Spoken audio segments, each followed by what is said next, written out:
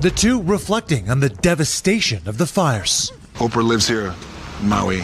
I was raised in these islands. We've been meeting with community leaders, our kupuna, for the past couple of weeks. The color of your skin is obviously different than it was when you were younger. There is no such thing as skin bleaching. I have never seen it. You have to groom her. Did she always have this body? This is unbelievable. Stand up just a moment, because no one saw you come in standing up. Now, this is what I call a bod. It's my beautiful, beautiful iPad, let me tell you. Words cannot describe what I feel for this magnificent device. It's time we stop ignoring all of Oprah's red flags. So during the big fires in Maui, residents fleeing the carnage of the flames were held up at the gates of Oprah's very large, fenced-in property. She wasn't staying at her vacation home at the time, and she did open them up upon learning of the tragedy, but residents felt a certain way knowing they had to contact authorities to get permission to cross the completely fenced private property. They just wanted to get out. They wanted to get beyond, not to invade her home or anything. So afterwards, Oprah teamed up with fellow Hollywood heavyweight Dwayne "The Rock" Johnson to launch the People's Fund of Maui for residents with an initial donation of $10 million, which sounds like a lot until you remember she's a billionaire, a multi-billionaire. She said in a statement on the Today Show last August, "We've been meeting with community leaders for the past couple of weeks, just trying to figure out what we can do." And The Rock added, "In this time of need, you want to take care of the greatest need of the people, and that's giving them money. It's going to take a long time to rebuild. It'll probably get a little worse before it gets better, but we're here, doing what we can do." Well, here's the thing. Where did that money go? Where did the money come from? What did they do? A meme account on Twitter went viral in August of this year when they realized Oprah donated $150 million to a political campaign this year. So they said, and I quote, "Almost a year ago, Oprah and The Rock faced backlash after asking struggling peasants to donate to the Maui fund they launched to help wildfire victims. They committed to donating $10 million themselves, and then a year later, a lot of victims of the fire remain unaccounted for. Hundreds if not thousands of people are still homeless, and the island has yet to be rebuilt." So that post racked up a couple million views. 2.3 if you're wondering, in under 24 hours. And a lot of the replies had conspiracy theories about Oprah's motive. So for instance, one person speculated that her real goal is to buy up Hawaii, which, ooh.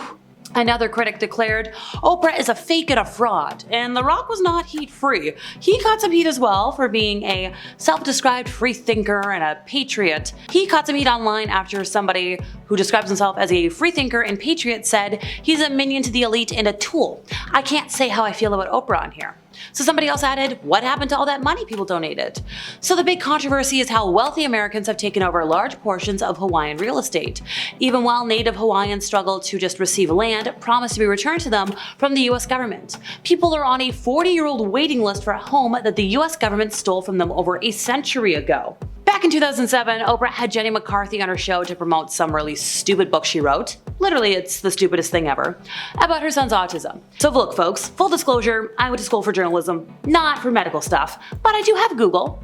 And according to CDC statistics, which I trust, more than 3.5 million Americans have an autism spectrum disorder, for which scientists have yet to identify a definite cause. I personally have ADHD. It's genetics, folks. But Jenny McCarthy, who also didn't go to med school, she announced very matter-of-factly that her son's autism was caused by vaccinations, specifically the MMR vaccine. So this vaccine had nearly eradicated measles, mumps, and rubella in the US. And if you didn't already know that, well, it's because we didn't really need to worry about those diseases for decades. Mumps and rubella aren't serious.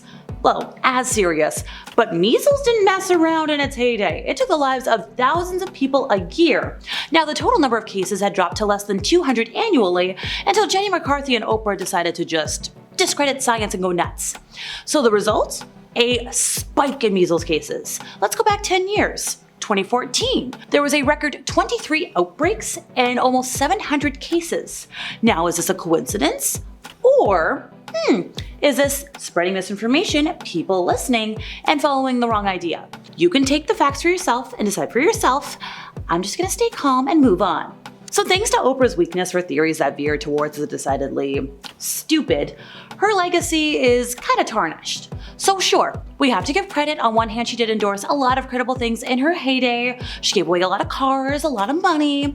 She endorsed Barack Obama. She endorsed John Steinbeck's East of Eden. It became a bestseller 51 years after it was published because Oprah said she loved it.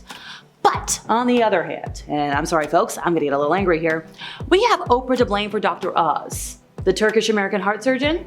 He first appeared on the Oprah Winfrey Show in 2004 and quickly became, along with Dr. Phil and Rachel Ray, part of Oprah's team of experts. These were people that regularly appeared on her show. They had their segments. I remember when Dr. Oz first appeared, my mom loved him. So Dr. Oz is like a pick and choose kind of person. He's like, you know what, I don't find that fact convenient. We're gonna do away with it. He's got an egregious lack of integrity because he promotes quack treatments and cures in the interest of personal financial gain. He's been compared to being more of a Kardashian than an actual doctor because, according to his critics, and that includes a lot of colleagues, like professional doctor people, they argue that his endorsement under a medical banner of certain remedies, we're talking pseudoscientific to kooky to who knows what, yeah, it's immoral. It's been argued that the Dr. Oz show wasn't a medical show. It was just an entertainment show with a medical font, and it was a show that just really was a scam. And now, in recent news, if we're talking about things Dr. Oz has done, he's been promoted to lead the Centers for Medicare and Medicaid Services. Now, I can't use the language I want to use right now when I have a personal opinion on that, but let's just say if you look at the facts, we're in for a rough couple of years. So once upon a time, Oprah found herself in a brand new situation on her show. Now, it wasn't like a new segment or a new expert. She had to make a retraction. She had to apologize. What did she have to apologize for? Was it saying the wrong word? Was it for being too invasive? No. She decided to promote this book. It was a book by author James Frey. It was called A Million Little Pieces, and it was this memoir. Well, let's put a little asterisk there, folks. This wasn't a memoir, this was a fabricated story that she promoted as real, and then when people like, I don't know, the New York Times came calling, everybody realized, oh no. So she said, and I quote, "I left the impression that the truth does not matter. To everyone who has challenged me about this book, you are absolutely right." Which, hey, you know, good for Oprah, right? She's admitting to being wrong, and she's counseled her guests through that on her show many times. It's not an easy thing to do. It's not easy to do in front of millions of people on live TV. But she didn't have a choice, because the initial investigations into this book showed that Frey lied about everything. So this is like a fantastical story about like everything going wrong for one person and this girl. He lied about all of it. He lied about the time he spent in jail, about run-ins with the law. There were people at centers that he went to that were like, absolutely not, this is not what happened. And hey, if you were one of the people that were like, hey Oprah, apologize, retract, you got it. But how Oprah went about it, if I had a red flag, I'd be waving it right now. So Oprah tore into Frey over a lot of notes and moments in the memoir. Everything that had either been proven false or was kind of dubious. And the way she did it almost had me feeling sorry for Frey. Let me explain. So Oprah spit out zinger after zinger after zinger. She was like, it's a lie. You presented as a false person.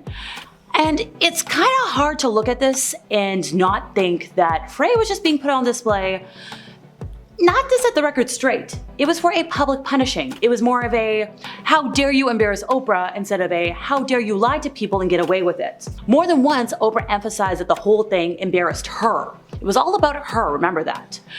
And her revenge was to shame him in front of a live studio audience so the blame could get shifted to him. Now, at the time, everybody was like, oh my gosh, who knew Oprah was an eye for an eye kind of lady? Now we know this, but at the time, it was a bit of a shocker. She went so far as to bring the publisher of the book on the show and ask, like, why was it mislabeled? Why was it not, called based on a true story like movies are? Now, apparently, allegedly, the publishers took what had been a novel and they made it a memoir instead. And now you know what happened there. And that's all, folks. See you next time.